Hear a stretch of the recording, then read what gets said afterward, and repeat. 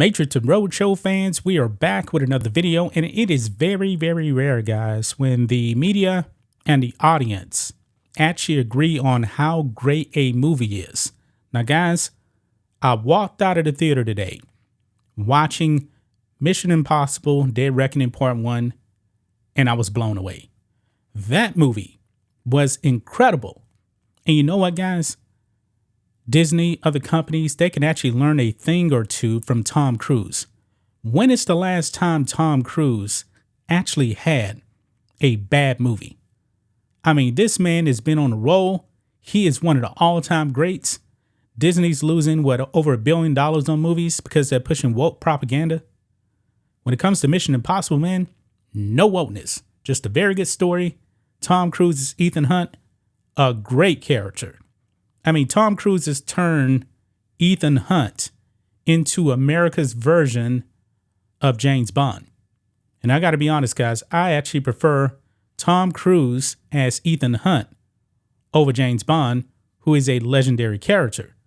Now, of course, we all know that Mission Impossible was based off a TV show, I believe back in the 1960s. That was before my time. Tom Cruise has taken it to another level, guys. This movie was incredible. Now, this is going to be somewhat, a combination of a review versus something else we actually found out today, guys. It is just atrocious with what Disney is doing now. But this movie here, man, I got a bit of a Terminator 3 Rise of the Machines kind of vibes with that.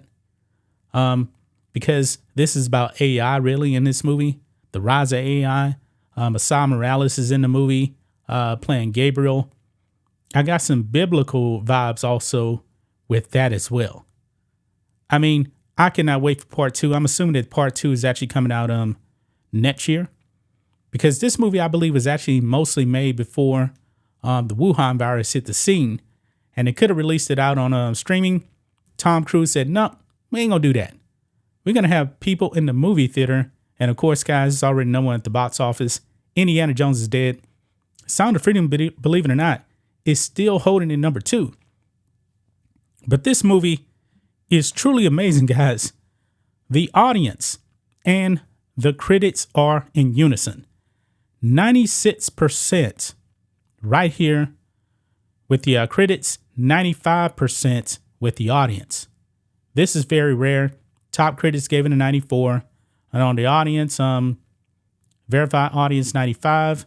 All audience 93. So the numbers are very, very similar. Go and see this movie. Go and see it, guys. You guys will not regret spending your money on this movie. There's very, very few movies out there that I would actually go recommend to see. Sound of Freedom is one, and Mission Impossible is another. I'm not going to spoil this movie at all, but you guys need to go and see this movie. Bring a friend with you, man. If you like action, man, it doesn't get much better than Tom Cruise, because Hollywood is not giving us movies like this enough.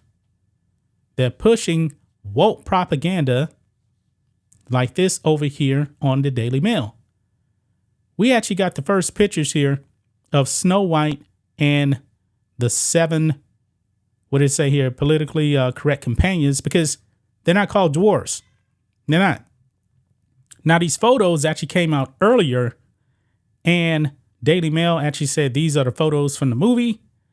And apparently, these people here are actually stand-ins. So they came in and corrected that, which means that these people are pretty much the way they're actually going to be portrayed in the movie.